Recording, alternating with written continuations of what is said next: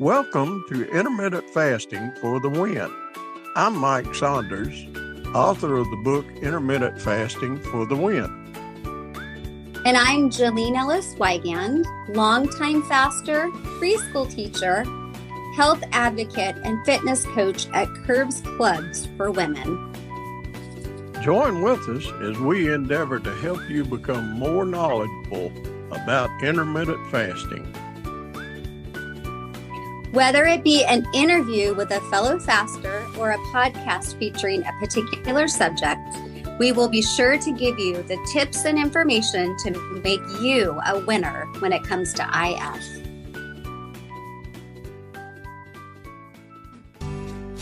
The information provided in this presentation is for general knowledge and informational purposes only and does not constitute medical advice. It is beneficial to consult with a qualified healthcare professional for any health concerns or before making any decisions related to your health or treatment. This content is not a substitute for professional medical advice, diagnosis, or treatment.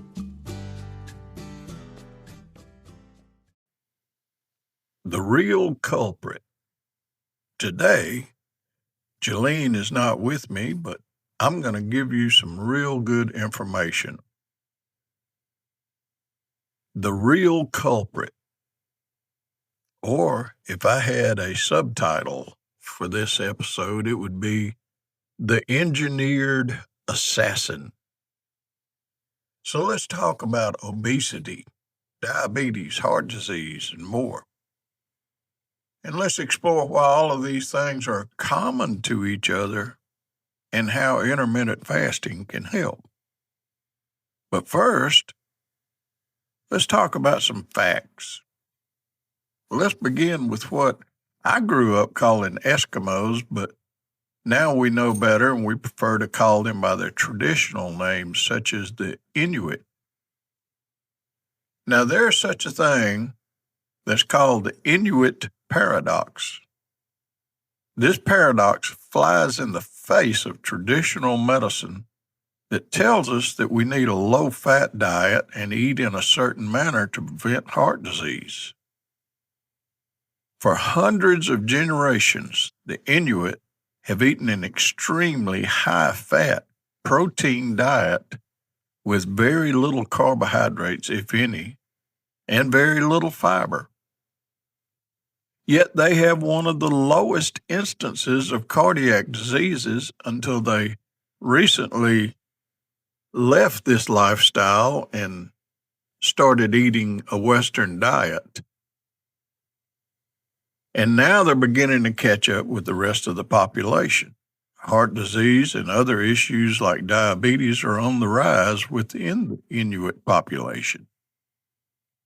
But for years and years, they maintained a wonderful health as a people. Let's look why. They traditionally ate a diet that was high in fat. Up to 75% of the calories came from fat, from marine animals, seals and whales, fish and caribou. And the key components of all of this was it was high in omega-3 fatty acids. It was low in carbohydrates and had moderate protein from meat and fish. We're not talking about fish like our culture thinks of. Here in the South, where I grew up and lived, when most people think of fish, they think of catfish. And I'm talking about catfish fried in some type of a seed oil. Now, I'm not saying that catfish is not tasty. The amount of people that love catfish is high. But catfish is not nearly as rich in omega-3 fatty acids as the fish that the Inuit regularly eat, such as salmon and other deepwater fish. Studies from the mid-20th century, Bang and Dyerberg's work in Greenland in the 1970s found low incidence of coronary heart disease despite the high-fat intake. Autopsies and health surveys showed fewer heart attacks compared to Western population. Another factor that plays heavily into this equation is community. The Inuit community is tight-knit and has much lower stress than the Western society. Oh, sure, life could be hard if you had to hunt and fish for your food, but the way they went about it involved the whole community. As Western diets began to infiltrate Inuit communities as they moved into the cities, heart disease rates have risen, suggesting that lifestyle and dietary shifts play a role. Add to that the breakup of the community as they moved into modern housing in urban areas and adopted the Western ways. But now let's talk about the other end of the spectrum. Let's go to Okinawa in Japan. Historically, Okinawans consumed a diet high in carbohydrates. Almost 80% of their calories came from carbohydrates. But those were sweet potatoes, rice, vegetables, which all had a low fat content. And then they had some moderate protein from fish, from soy, and from pork. And they had one of the lowest rates of heart disease globally in the mid-20th century. Well, why? Well, the carbohydrates were all complex. Sweet potatoes and whole grains are high in fiber, antioxidants, and micronutrients, and then low saturated fat. And they had high physical activity. Farming, fishing, and walking supported their cardiovascular health. And then social and stress factors. Once again, strong community ties and low-stress lifestyles reduced cortisol-driven heart risks. Well, let's move on. How about the Kitavans from Papua New Guinea?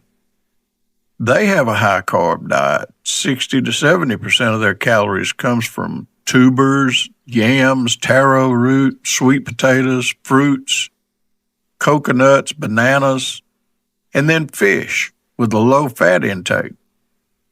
And they also have a strong community and the absence of highly processed foods. The common factors across these groups was the quality of the carbohydrates. Carbohydrates that are high in fiber seem to be better for you. Another common factor was they did not have the processed foods. Another factor was that all of them have a high level of physical activity. And then combine the fish with the omega-3s and antioxidants, and the anti-inflammatory components were very good.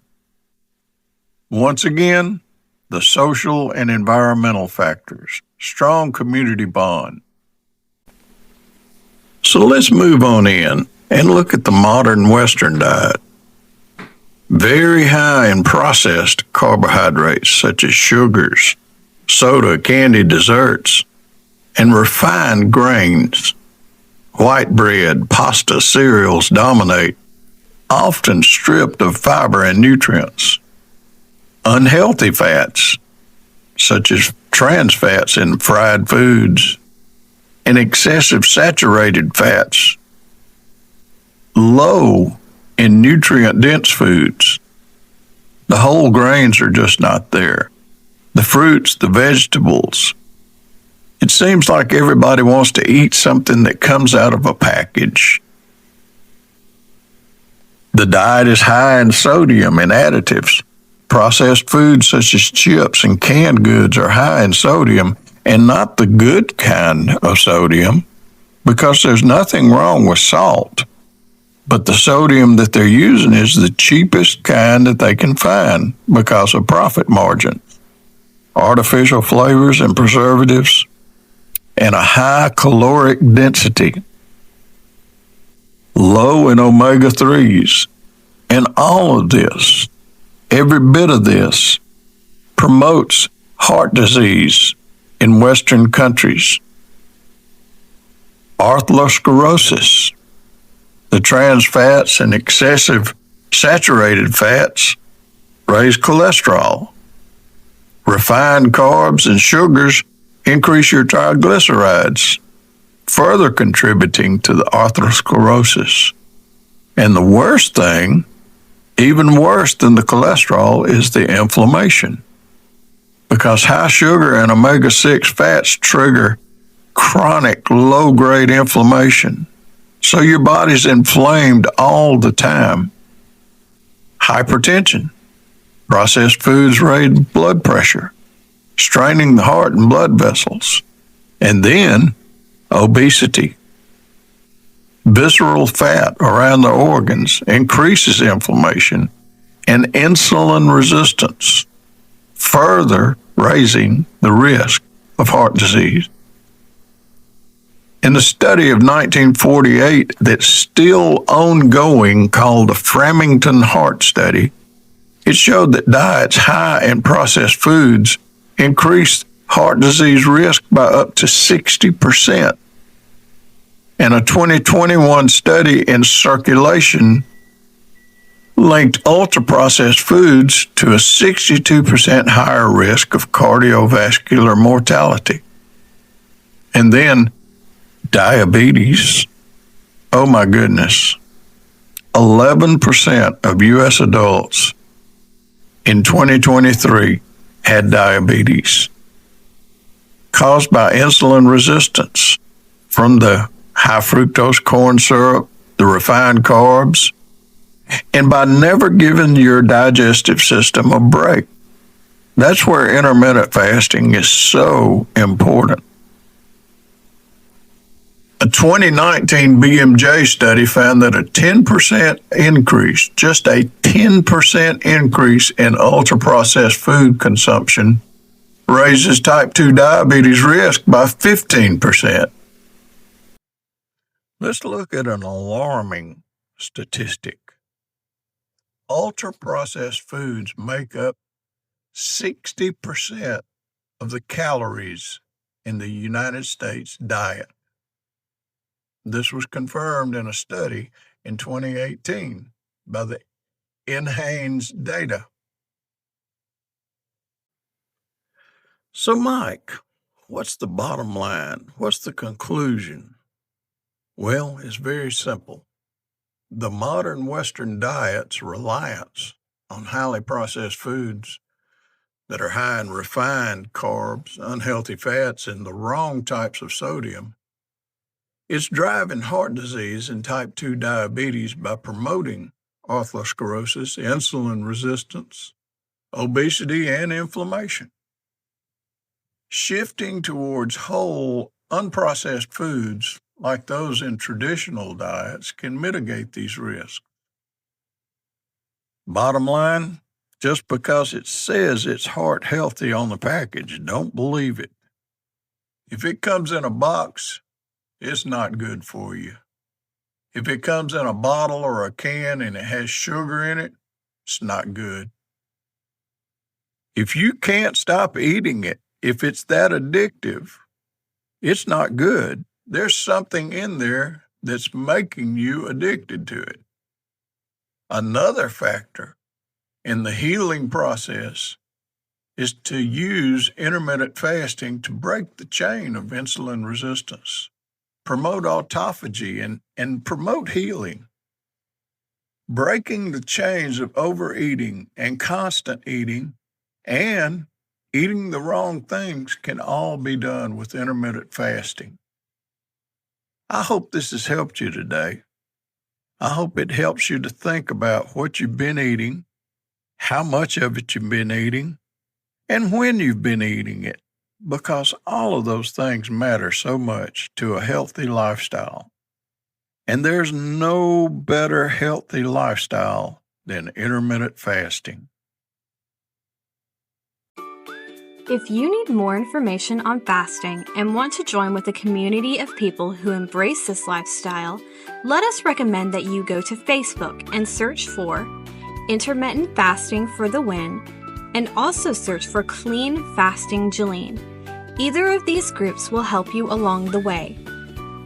Also, the book Intermittent Fasting for the Win by Michael Saunders is available on Amazon.com. We also recommend that you read Jen Stevens' books, Delay, Don't Deny, and Fast, Feast, Repeat. Thanks, and make sure to subscribe to this channel so that you will know when the latest episodes become available. We'll see you next time.